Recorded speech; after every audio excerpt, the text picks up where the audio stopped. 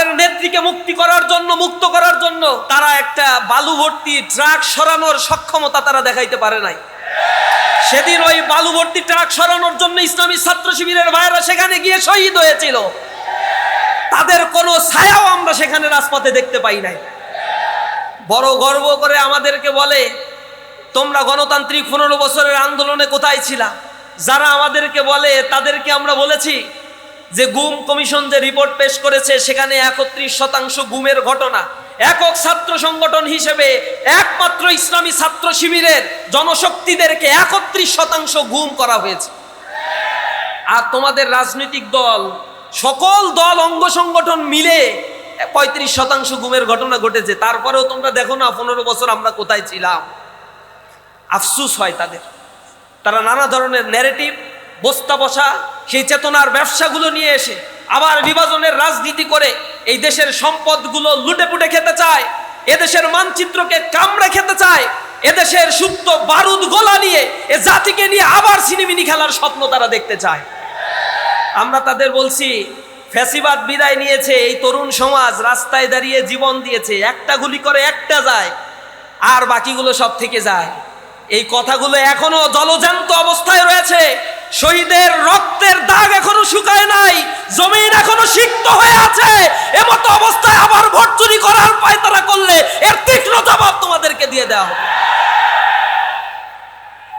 এটা কোনো বর্গীর দেশ নয়, এটা স্বাধীন সার্বভৌম একটি বাংলাদেশ। যেই বাংলাদেশে ফ্যাসিবাদ তার আস্তানা গেড়েছিল, বাংলাদেশের জনগণ জীবন দিয়ে এককভাবে নেতৃত্ব দিয়ে এই ফ্যাসিবাদকে বিদায় করতে পারে নাই। সুতরাং দেশের স্বার্থে যুবক শ্রেণী, ছাত্র যুবারা আবার জীবন দিতে প্রস্তুত থাকবে ইনশাআল্লাহ। আমরা অনুরোধ জানাই, আমাদের বাংলাদেশকে এক অর্থনৈতিকভাবে দুর্বল একটি দেশ হিসেবে গড়ে তোলা হয়েছে 54 বছর। আমাদের সমসাময়িক সময়ে এই পৃথিবীর বিভিন্ন দেশগুলো অর্থনৈতিকভাবে যে সমৃদ্ধির চূড়ায় আরোহণ করেছে, সেখান থেকে লুটপাটের স্বর্গরাজ্যে পরিণত করা হয়েছে এই বাংলাদেশ। দীর্ঘ তমানিসার ঘোর অন্ধকার কাটিয়ে ভোরের সূর্য উদয়ের ক্ষণ আমরা গুনছি। আমাদের কাছে সকালের ভোর হয়েছে, সূর্য উকি দিচ্ছে। নতুন একটি বাংলাদেশ গড়ার জন্য, একসাথে সংঘবদ্ধ একটি স্বদেশ ভূমি গড়ে তোলার জন্য একটি নতুন সুযোগ এবং একটি নতুন সূর্যোদয়ের প্রতীক্ষা করছে এই বাংলার মানুষ, বাংলার জনগণ। আজকে তরুণ যুবা সকলে একত্রিত হয়েছে। আমাদের দীর্ঘ সময় ধরে চলমান ফ্যাসিবাদের জুলুম, নির্যাতন, নিষ্পেষণের মধ্য দিয়ে যারা জীবন দিয়েছে, যারা আয়না ঘরে বন্দী ছিল, যারা হাত হারিয়েছে, পা হারিয়েছে, আমি শুরুতেই তাদেরকে স্মরণ করছি। মহান আল্লাহ রাব্বুল আলামিন যেন তাদেরকে জান্নাতের উচ্চ মাকাম দান করেন। যারা আহত অবস্থায় এখন পর্যন্ত হাসপাতালের বেডে কাতরাচ্ছেন, তাদের জন্য দোয়া করি আল্লাহ রাব্বুল আলামিন যেন তাদেরকে শেফায়ে আজেলা, শেফায়ে কামেলা নসিব করে দেন। আমরা দোয়া করি আরও সেই সকল ভাইদের জন্য, যখন চোখ হারানো 14-15 বছর বয়সের টকবুকে এক যুবক আমাদের সামনে এসে দাঁড়িয়ে নতুন বাংলাদেশের স্বপ্ন গুনে হাত হারিয়ে, পা হারিয়ে দাঁড়িয়ে থাকে আমাদের সামনে। তাদের চেহারার দিকে তাকিয়ে আমরা যখন নির্লিপ্ত অবস্থায় থাকি, বাকরুদ্ধ হয়ে যাই, তখন তাদের চেহারার ভাষাগুলো আমরা বোঝার চেষ্টা করি। তারা অনেকটা আমাদের দিকে তাকিয়ে থেকে অনেক কিছু বলতে চায়, কিন্তু পরিবর্তিত পরিস্থিতিতে এই বাংলাদেশের দিকে তাকিয়ে, রুগ্ন, হতাশাগ্রস্ত, দুর্বল একটি স্বদেশ ভূমির দিকে তাকিয়ে আমরা স্বপ্নের বুনন করছি। আমরা যখন শহীদের পিতার কাছে যাই, তারা একরাশ ভালোবাসা নিয়ে নতুন ঐক্যবদ্ধ সমৃদ্ধ একটি বাংলাদেশ গড়ে তোলার জন্য আমাদের পানে তাকিয়ে থাকে। আমাদের কাছে এসে বলে, বাবা আমরা কিছুই চাই না, বাংলাদেশ যেন আবার স্বনির্ভরশীল, আত্মনির্ভরশীল এবং বৈষম্যহীনভাবে গড়ে উঠতে পারে।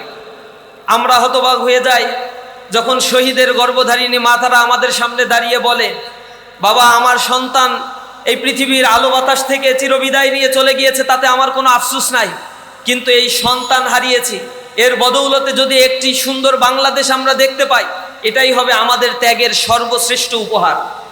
কিন্তু আমরা দীর্ঘ 1.5 বছর জুলাই বিপ্লবের পার করলেও কাঙ্ক্ষিত সেই বাংলাদেশ গঠনের জন্য যে বাংলাদেশ আমরা স্বপ্ন দেখেছিলাম, সেই বাংলাদেশ গঠনের জন্য যেভাবে রাজনৈতিক নেতৃবৃন্দকে ঐক্যবদ্ধ হয়ে একটি স্বদেশ ভূমি গড়ে তোলার প্রয়াস আমরা তাদের কাছে চেয়েছিলাম, তারা সেটা আমাদেরকে দিতে পারে নাই।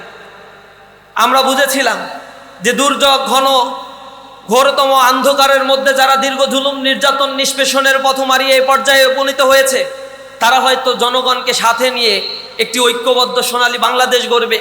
ভারতের আধিপত্যবাদের করাল গ্রাস থেকে এ বাংলার জমিন দীর্ঘ 54 বছর পরে আবার সিক্ত হবে এবং আমরা এই স্বদেশ ভূমি গড়ে তোলার জন্য নিজেদের জায়গা থেকে সর্বোচ্চ ত্যাগ তিতিক্ষা দিয়ে যাব। কিন্তু আমরা দেখেছি বৈরী বাতাসে লাগাম ধরার যারা সেদিন শপথ নিয়েছিল আমাদের সাথে, আমাদের অনেক বন্ধুদেরকে আমরা আবার সেই পূর্বতন রাজনৈতিক বন্দোবস্তের করাল গ্রাসে তাদেরকে নিমজ্জিত থাকতে দেখছি।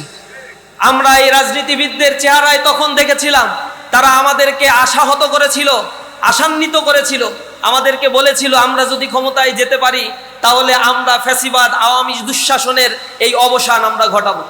তারা নতুন বাংলাদেশের স্বপ্ন দেখিয়ে পরিবর্তনের জন্য বিভিন্ন ধরনের স্লোগান, কথা, রমরমা বক্তব্য আমাদের সামনে উপস্থাপন করে রাজপথ কাঁপিয়েছিল।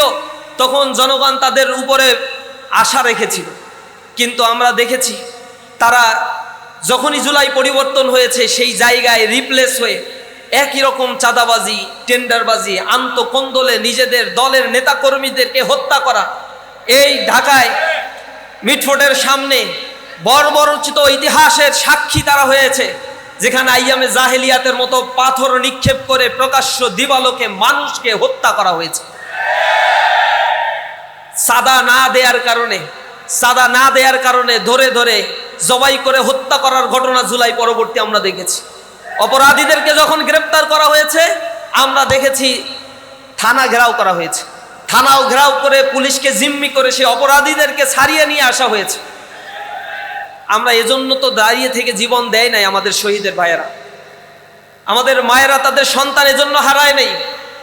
তাদের শুধু নির্বাচন আর ক্ষমতার পালাবদলের জন্য, একটা পরিবর্তনের জন্য আমরা যে স্বপ্ন দেখেছিলাম, কিন্তু তারা দেখেছে শুধুমাত্র লুটপাট করা। সেই বর্গীরা আবার যেন আমাদের দেশে ফেরত এসেছে। চারিদিকে অস্ত্রের মোহরা, সন্ত্রাসের ঝনঝনানি দিয়ে আমাদেরকে প্রকম্পিত করে দমিয়ে দিতে চায়। প্রচন্ড হিংসা বিদ্বেষ মনে নিয়ে বলে যে ওই মার্কা ছাড়া অন্য কাউকে আর ঢুকতে দেবে না নাকি ভোট কেন্দ্রগুলোতে। আমরা তাদের এই হুঙ্কার দেখে লজ্জা পাই, কারণ নিকট অতীতে আমরা দেখেছি বাংলাদেশের ব্যাংকিং খাত থেকে 6,44,000 কোটি টাকা শুধুমাত্র ঋণ খেলাপি করা হয়েছে। এটা হচ্ছে বাংলাদেশের 1 বছরের বাজেটের সমান টাকাগুলো এখান থেকে ঋণ খেলাপি করে এক একটা বড় বড় গ্রুপ, যেটা সরকারের তোষামোদী গ্রুপগুলো, সেখান থেকে লোপাট করে নিয়ে চলে গেছে। এদেশ থেকে $240 বিলিয়ন পাচার করা হয়েছে।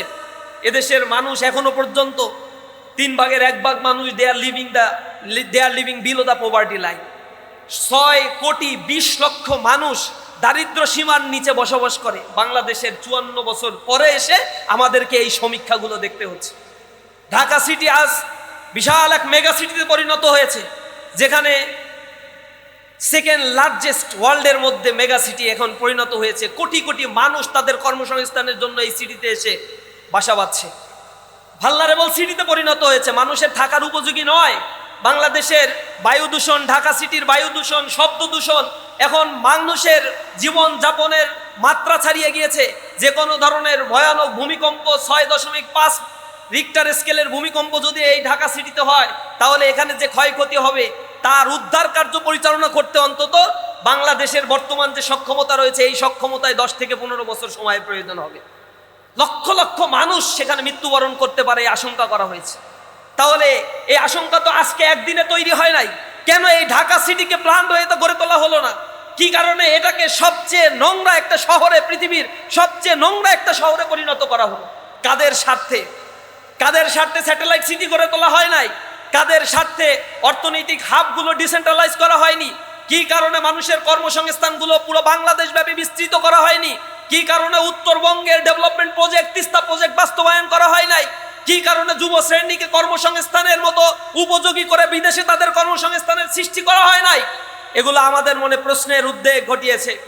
ঢাকা সিটিকে এই ভালনারেবল সিচুয়েশন তৈরি করে এদেশের এক কুক্ষিগত রাজনৈতিক পুঁজিবাদী অর্থনৈতিক ব্যবস্থা তারা কায়েম করে এই বাংলাদেশের মানুষকে তাদের হস্তগত করে রেখেছে, দারিদ্র করে তাদের পেছনে পেছনে ঘোরানোর জন্য এক পরাজিত অর্থনৈতিক বন্দোবস্ত আমাদের সামনে তারা এনে দিয়েছে। বাংলাদেশ জামাত ইসলামী এক নতুন সূর্যোদয়ের আহ্বান জানাচ্ছে। তারা স্লোগান দিচ্ছে, এসো গড়ি একসাথে সোনার বাংলাদেশ। এই বাংলাদেশকে গড়ে তুলতে হলে বর্তমান বাংলাদেশের যুব শ্রেণীকে জাগ্রত হতে হবে। যুব শ্রেণীর ব্যাপারে কবি বলেছেন, এখন যৌবন যার যুদ্ধে যাওয়ার শ্রেষ্ঠ সময় তার। যৌবনের গানে কবি কাজী নজরুল ইসলাম আক্ষেপ করে বলেছেন, আমি অনেক যুবককে দেখেছি যাদের যৌবনের ঊর্ধ্বের নিচে বার্ধক্যের কঙ্কাল মূর্তি নিহিত থাকে। যুবকরা যদি জেগে না যায়, অন্ধকার যখন আসে আলোক উদ্ভাসিত করার জন্য তারা যদি জেগে না যায়, আবার আমাবস্যার ঘোরতর অন্ধকার তাদেরকে ছেয়ে রাখবে, যে আমাবস্যা থেকে জাতিকে মুক্তি করার জন্য হয়তো আরো সহস্রাধিক জীবন দিতে হতে পারে। সুতরাং যদি সতর্ক এখন আমরা না হই, সক্ষমভাবে যদি এখন মোকাবেলা করতে আমরা দাঁড়িয়ে না যাই, তাহলে সামনে এমন ঘোরতর অন্ধকার আমাদেরকে আবার নিবিষ্ট করে রাখতে পারে, যা থেকে পরিত্রাণ পাওয়া এই জাতির জন্য প্রায় অসম্ভব হয়ে পড়বে। সুতরাং আমি আপনাদের কাছে আহ্বান জানাই, এই বাংলাদেশকে গড়ে তোলার জন্য এখন সংঘবদ্ধভাবে, ঐক্যবদ্ধভাবে আমাদেরকে প্রয়াস চালাতে হবে। প্রত্যেকটা মানুষের কর্ণকুহরে গিয়ে বলতে হবে, বাংলাদেশকে গড়ে তোলার জন্য এই বাংলাদেশের সবচেয়ে বড় সমস্যা মাদক সমস্যা। আমাদের যুব শ্রেণী নষ্ট হয়ে যাচ্ছে মাদকের কারণে। মাদকের করাল গ্রাস থেকে জাতিকে যদি মুক্ত দিতে হয়, তাহলে সৎ ইনসাফ ভিত্তিক একটি রাষ্ট্র গঠনের জন্য দাঁড়িপাল্লায় ভোট নিশ্চিত করার জন্য ক্যাম্পেইন করতে হবে। সাদাবাজ মুক্ত একটি বাংলাদেশ যদি করতে চাই, এবারের ভোট হবে সাদাবাজির বিরুদ্ধে তরুণ সমাজের দাঁড়িয়ে থাকা এক বিপ্লবী স্লোগান। সুতরাং সেই বিপ্লবের দিকে আপনাদেরকে আহ্বান জানাই। কবি নজরুলের ভাষায় বলতে চাই, আমি মহাবিদ্রোহী রণক্লান্ত, আমি সেই দিন হব শান্ত। যবে উৎপীড়িতের কোন্দল রোল আকাশে বাতাসে ধ্বনিবে না, অত্যাচারীর খড়গ কিপান ভীম রণভূমে রণিবে না। আমি মহাবিদ্রোহী রণক্লান্ত, আমি সেই দিন হব শান্ত। আমি যখন উৎপীড়িতের ক্রন্দল রোল এই জমিন থেকে মিটিয়ে দিতে পারবো, তখনই আমার যৌবনের সার্থকতা এখানে প্রমাণিত হবে। সেই নতুন বাংলাদেশ গড়ার জন্য এই যুব সম্প্রদায়কে আমি নতুন বাংলাদেশের দিকে আহ্বান জানানোর উদাত্ত আহ্বান জানিয়ে আমার কথা শেষ করছি। হাযা মা ইনদি ওয়া ইলমু ইনদাল্লাহ আলাইহি তাওয়াক্কালতু ওয়া ইলাইহি উনীব। আসসালামু আলাইকুম ওয়া রাহমাতুল্লাহি ওয়া বারাকাতুহু।